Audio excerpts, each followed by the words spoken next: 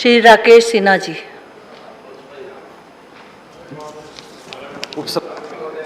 आपको आपका अभिनंदन करना चाहता हूं। यह आपका प्रथम दिन है। जिस सदन में हम बैठे हुए हैं और उसमें यदि शिक्षा और स्वास्थ्य पर चर्चा हो और यदि हम राजनीति से ऊपर उठकर उस पर चर्चा नहीं करें तो सिर्फ वर्तमान के साथ ही नहीं बल्कि पीढ़ियों के साथ हम अन्याय करते हैं। उपसभापति महोदय, राजनीति के अनेक अवसर होते हैं, लेकिन जब व्यक्ति में ज्ञान डालना हो और व्यक्ति के अस्तित्व की रक्षा करनी हो जो स्वास्थ्य करता है, तो उसमें जाति, धर्म, विचारधारा, राजनीति का कोई स्थान नहीं होता।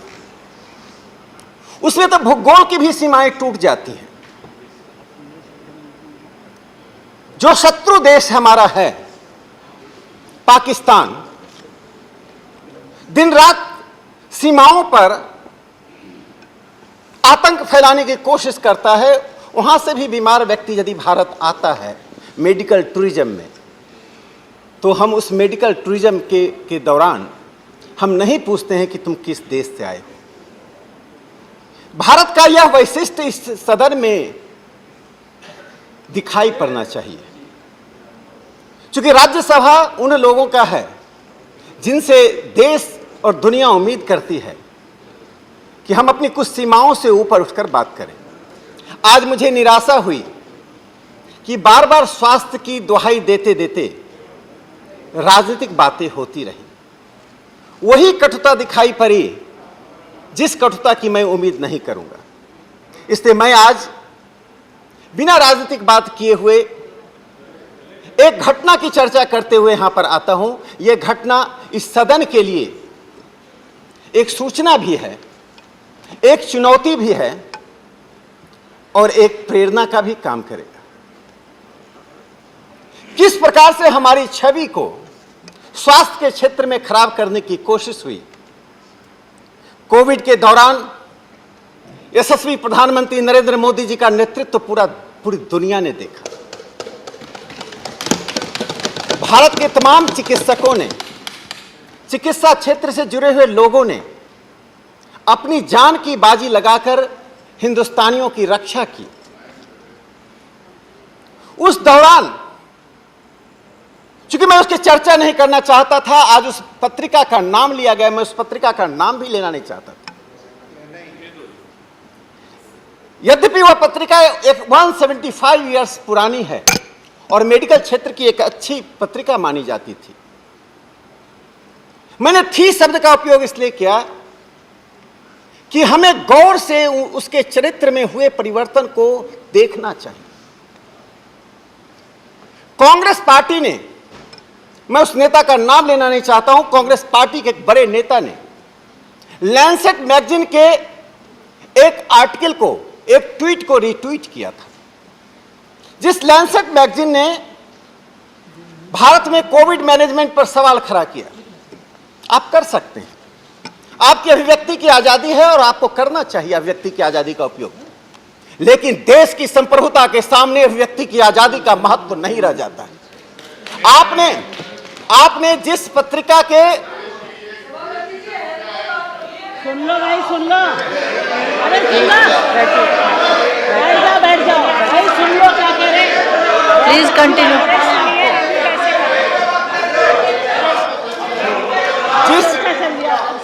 माननीय 8 में 2021 को, 8 में 2021 को लैंसेट ने एक संपादकीय लिखा। उस संपादकीय में आलोचना करते हुए भारत सरकार के कोविड मैनेजमेंट की आलोचना की। वो लैंसेट मैगजीन क्या है यह मैं अपने विपक्ष के साथियों को बताना चाहता हूं, जानने के बाद आप उस गलती को नहीं दोहराएंगे। लैंसेट मैगजीन, माननीय सदस्य, आपका नंबर आएगा तो आप बोलिए, आप अपनी बात रखिए, प्लीज बोलने दीजिए। चीन ने $10 मिलियन का इन्वेस्टमेंट 2010 में किया था। 2010 में लैंसेट मैगजीन में चाइना ने, वही कम्युनिस्ट चाइना ने $10 मिलियन का इन्वेस्टमेंट किया था।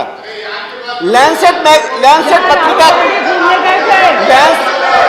राहुल गांधी घूमने गए थे लैंसेट पत्रिका, माननीय सदस्य, please please please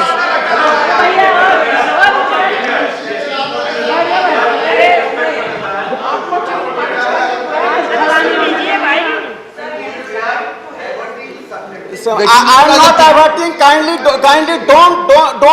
Nobody has right to dictate me what I have to speak. Nobody has right to speak. माननीय सदस्य प्लीज बैठिए, बैठिए, उनको बोलने दीजिए।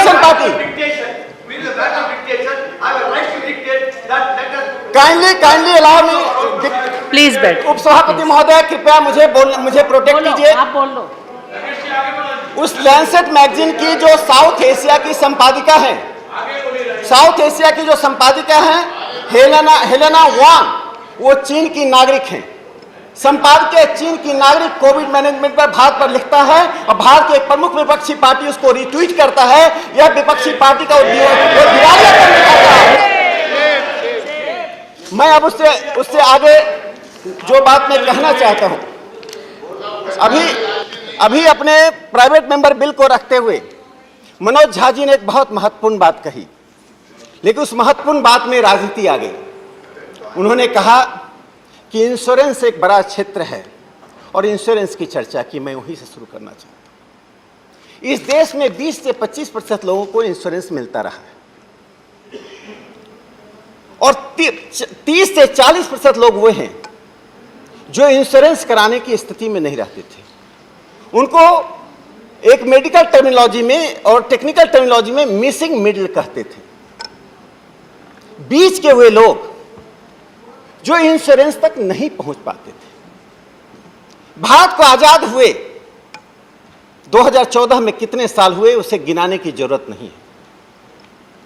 वो मिसिंग मिडिल के आंकड़े हमने नहीं बनाए। प्रधानमंत्री नरेंद्र मोदी जी ने 2014 में आते ही क्या किया?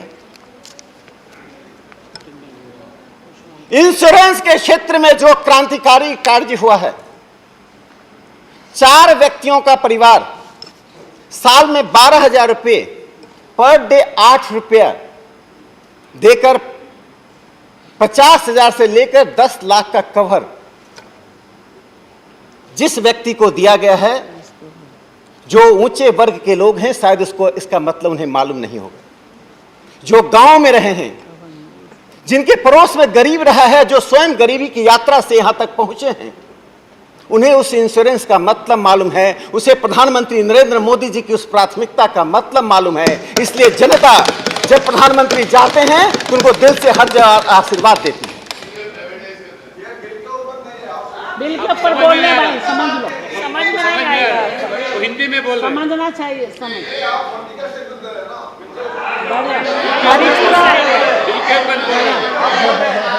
ट्रांसलेट कर लो क्या? समझे भाई, समझो। सभापति उपसभापति महोदय, राष्ट्रीय स्वास्थ्य बीमा योजना 2018 में प्रधानमंत्री जी ने लॉन्च किया था और राष्ट्रीय स्वास्थ्य बीमा योजना के अंतर्गत 10.9 करोड़ परिवार, 10.9 करोड़ फैमिली, 49 करोड़ इंडिविजुअल्स को इस इंश्योरेंस के अंतर्गत लाया गया। उन लोगों को कष्ट हो रहा है जो 1971 में गरीबी से हटाओ का नारा दिए थे, गरीबी बनाकर गरीबी हटाओ का नारा देते रहना चाहते थे। हम उन गरीबों तक इंश्योरेंस लेकर तक पहुंचे हैं जो शहरों तक था, अमीरों तक था। हम गरीब के कुटिया तक पहुंचे हैं। केरल से कन्याकुमारी तक इंश्योरेंस दी जा रही है, कश्मीर से कन्याकुमारी तक लोगों को इंश्योरेंस मिल रहा है। और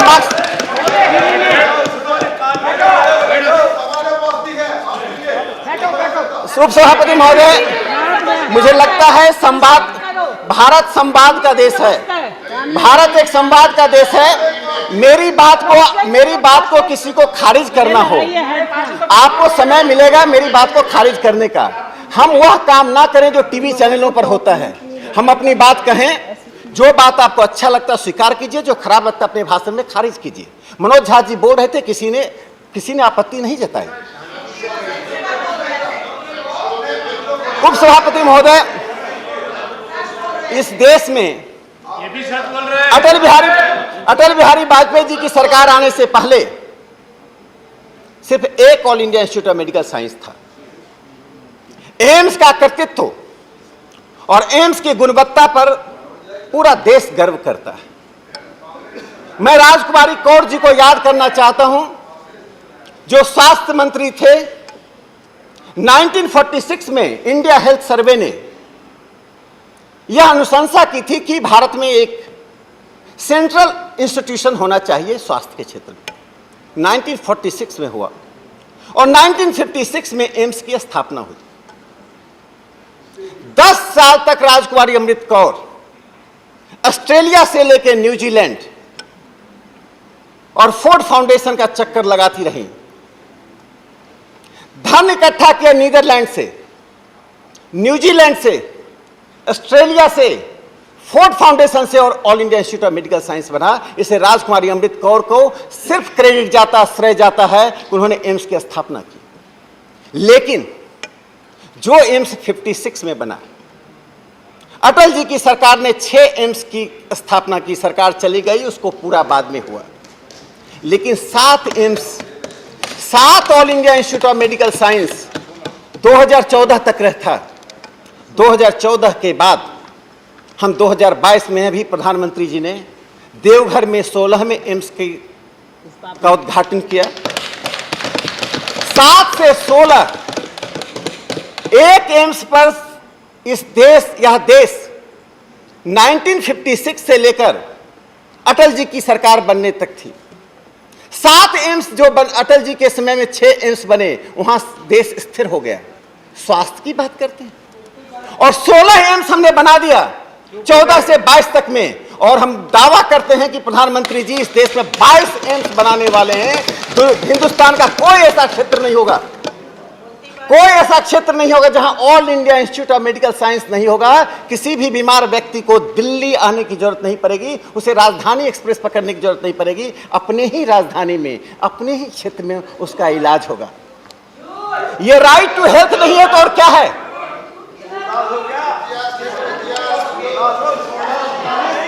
उपसभापति महोदय, किसी देश में अरे भाई नजर कमजोर जिस हो गई। बात की चर्चा होनी चाहिए इस सदन में, WHO का एक पैमाना है कि 1000 लोगों पर कम से कम एक चिकित्सक होना चाहिए। लेकिन यदि मेडिकल अंडर ग्रेजुएट या पोस्ट ग्रेजुएट पैदा ही नहीं होंगे तो डॉक्टर आएंगे कहां से? भारत के प्रधानमंत्री नरेंद्र मोदी जी ने जो स्वास्थ्य को प्राथमिकता दी, उन्होंने उन सभी बारीकियों से उन बातों को देखा कि आखिर कमी कहां है। हम बार बार स्वास्थ्य करते हैं, यदि स्वास्थ्य के क्षेत्र में हम 10 लाख करोड़ भी खर्च कर दें तो डॉक्टर रात को पैदा कैसे ले लेगा? इस देश में कितने चिकित्सक रजिस्टर्ड हैं जो अंडर ग्रेजुएट हैं? 51,000 छात्र 2014 से पहले थे, अंडर ग्रेजुएट एडमिशन होता था 51,000 MBBS में। उसकी संख्या 2017 में 67,000 हो गई और 2022 में 90,000 हो गई।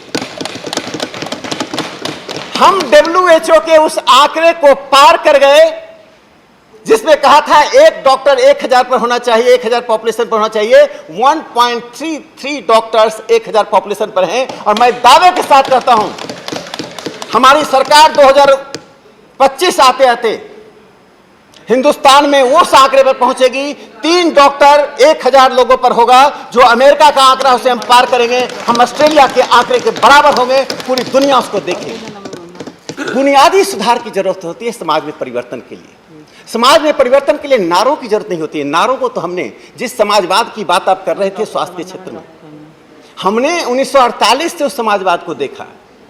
कभी आबादी कांग्रेस में सोशलिस्ट पैटर्न ऑफ सोसाइटी, कभी डेमोक्रेटिक सोशलिज्म, कभी वेलफेयर स्टेट, कभी गरीबी हटाओ, और स्वास्थ्य के क्षेत्र में लोग झोला छाप डॉक्टर से ट्रीटमेंट कराने के लिए दौड़ते थे, चिकित्सक नहीं होता था। हमने उसकी संख्या 1.33 डॉक्टर्स पर 1000 कर दिया। आने वाले समय में वो संख्या हम कहां पहुंचाएंगे इसकी आप कल्पना कीजिए। यह राइट टू हेल्थ नहीं तो और क्या है? अगले एक बहुत ही महत्वपूर्ण प्रश्न है उठाया गया। उपसभापति महोदय, इस देश में एक स्वास्थ्य से जुड़ा बड़ा एक छोटा सा प्रश्न है जिसको यहाँ की सरकारों ने, यहाँ की व्यवस्था ने उपेक्षा की। उन्हें विकलांग कहा जाता था। स्वास्थ्य का जुड़ा हुआ एक बहुत बड़ा मुद्दा है। प्रधानमंत्री जी ने उस शब्दावली में परिवर्तन किया, विकलांग की जगह दिव्यांग कहा।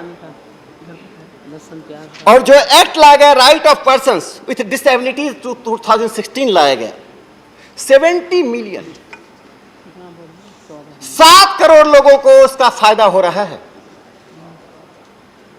जो मुट्ठी भर लोग भगवान न करे किसी के परिवार में दिव्यांग आए, लेकिन दिव्यांग आता है तो भारत का समाज तो उसका स्वागत करता है, अपने बच्चे को उसी तरह से पालता है, बल्कि उससे ज्यादा महत्व के तरीके से पालता है। भारतीय राज्य में परिवार व्यवस्था में जैसे एक दिव्यांग को महत्व दिया जाता है, वही महत्व भारतीय राज्य व्यवस्था ने 2014 में प्रधानमंत्री नरेंद्र मोदी जी के आने के बाद दिया। एक दिव्यांग की आज हिंदुस्तान में आप स्थिति देखिए, पूरे दिव्यांगों का आप सर्वे करके जाइए, आप 4 दिव्यांग से मिलकर आइए कि आज भारतीय राज्य ने 2014 के बाद उनको कौन सी सुविधाएं दी हैं, कौन सा महत्व दिया है, कौन सा सम्मान दिया है। इन सभी प्रश्नों को लेते हुए जो एक दूसरा सवाल उठता है उपसभापति महोदय कि हेल्थ केयर में जैसे जैसे हमारी जीवन पद्धतियां बदल रही हैं, वैसे से बीमारियों का स्वरूप बदल रहा है। एक सरकार को संवेदनशील होना पड़ता है, उसकी दृष्टि दूर की होनी चाहिए, उसे सूक्ष्म रूप में चीजों को देखने की क्षमता होनी चाहिए। वो सूक्ष्म रूप से यदि आप नहीं देखेंगे, जो कांग्रेस के सरकार उपसभापति महोदय, रेयर डिजीज,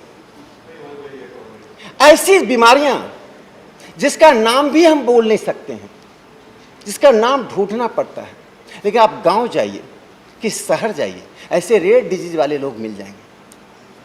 उनको क्या सुविधा थी? ये डिजीज कभी अमेरिका में होता था, कभी यूरोप के देशों में होता था। इन डिजीज का भारत में आगमन हो चुका है और इसकी अच्छी खासी संख्या पिछले 25 सालों से रेयर डिजीज के लोग दम तोड़ते रहे।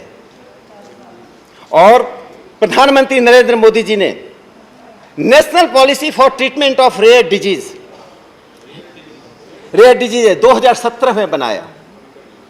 आज पहली बार ऐसा हो रहा है। मैं एक दियारा क्षेत्र गया था। दियारा क्षेत्र वो होता है जहां नदी के कटाव के कारण लोगों की फसलें, एक ही फसल हो पाता है, जहां घर सुरक्षित नहीं है, स्वास्थ्य की बात आप क्या करें। मुझे ऐसे रेयर डिजीज के 3 पेशेंट्स मिले और तीनों के मैंने चेहरे को देखा। वो खुशी थी कि आज राज्य उनकी इस परिस्थितियों में उनके सामने आ रहा है। जिस संवेदनशीलता की बात कर रहा हूं, यदि नेतृत्व में वो संवेदनशीलता होती है तो राज्य की व्यवस्था वैसे ही काम करती है। हमारे प्रधानमंत्री नरेंद्र मोदी जी उसी संवेदनशीलता के साथ उन सूक्ष्म चीजों को देख रहे हैं जिसे आप 70 साल तक नहीं देख पाए, क्योंकि ना आप में संवेदनशीलता थी, ना दूरदृष्टि थी। उपसभापति महोदय, हमारे देश में एलोपैथिक मेडिसिन आने से पहले अपनी इंडिजीनियस मेडिसिनल व्यवस्था थी, अपने स्वास्थ्य की एक व्यवस्था हुआ करती थी। आप ट्राइबल क्षेत्र चले जाइए, जो मेडिसिन से मेडिसिनल प्लांट्स हैं, ऐसे हजारों मेडिसिनल प्लांट्स की वो रक्षा कर रहे हैं, उसको बढ़ा रहे हैं, उसको रख रहे हैं। आप गांव चले जाइए, मेडिसिन की उनकी अपनी एक परंपरा थी। उस व्यवस्था और परंपरा के अनुसार जो आयुष मंत्रालय का गठन 2014 में प्रधानमंत्री जी ने किया, और जिस प्रकार से आयुर्वेद के महत्व को और आयुर्वेद के महत्व के साथ साथ आयुर्वेद कॉलेजों की संख्या बढ़ाई, 47 नए आयुर्वेद और यूनानी कॉलेज की स्थापना की, लगभग 42,000 सीट वहां बढ़े और 4,000 यूनानी के सीट्स बढ़े। स्वास्थ्य के क्षेत्र में जो एक व्यापक परिवर्तन 2014 के बाद आया है, वह परिवर्तन हमने तब देखा जब 100 साल के बाद इस देश पर आपदा आया।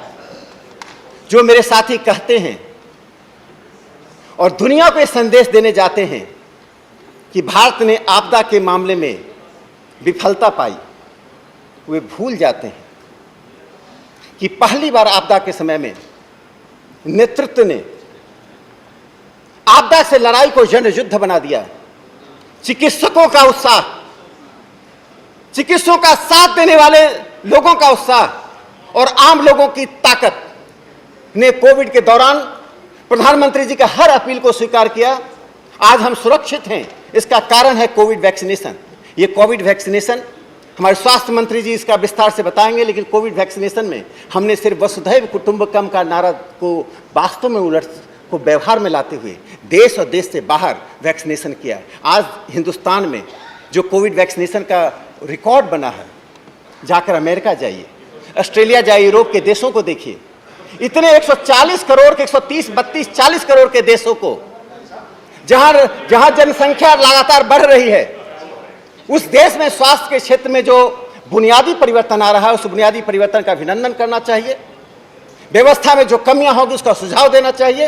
रचनात्मक सुझाव लोकतंत्र में स्वीकार होता है, लेकिन रचनात्मक सुझाव देने की जगह यदि विध्वंसात्मक सुझाव देते हैं, यदि देश की छवि स्वास्थ्य के क्षेत्र में आप खराब करते हैं, तो आप में और लैंडसेट में कोई अंतर नहीं रह जाता है। कृपया लैंडसेट का अनुकरण ना कीजिए।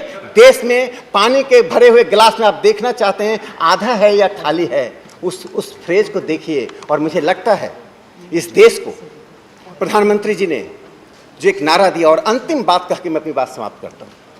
उपसभापति महोदय, मेरी दादी, मेरी मां जिन परिस्थितियों से गुजरी थी, उस परिस्थिति से हमारी बेटियां ना गुजरें, इसकी चिंता एक प्रधानमंत्री ने की है। सैनिटरी नैपकिन का नाम हमने सुना होगा। मैं पढ़ा लिखा इंसान हूं। मेरी पत्नी ने एक बार कहा कि जाकर दुकान से ले आओ, और मेडिकल शॉप से मैं लाए बिना लौट गया, चूंकि वहां लोग खड़े थे। मैं दिल्ली यूनिवर्सिटी में पढ़ाता था, लेकिन साहस नहीं हो पाया। मैं 1 मिनट में समाप्त करता हूं इस घटना के बाद। प्रधानमंत्री नरेंद्र मोदी जी ने 2020 में लाल किले से जब कहा हम अपनी सभी बहन बेटियों को सैनिटरी नैपकिन पहुंचाएंगे, प्रधानमंत्री जी का इस कथन पर मैंने अपने 4 वामपंथी महिला मित्रों से पूछा।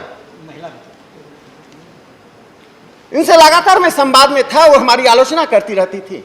उन्होंने कहा, उनके अनुसार से for the first time a progressive statement coming from A prime minister of right reactionary prime minister. मैंने कहा, पहली बार को प्रगतिशील स्टेटमेंट तो आ रहा है।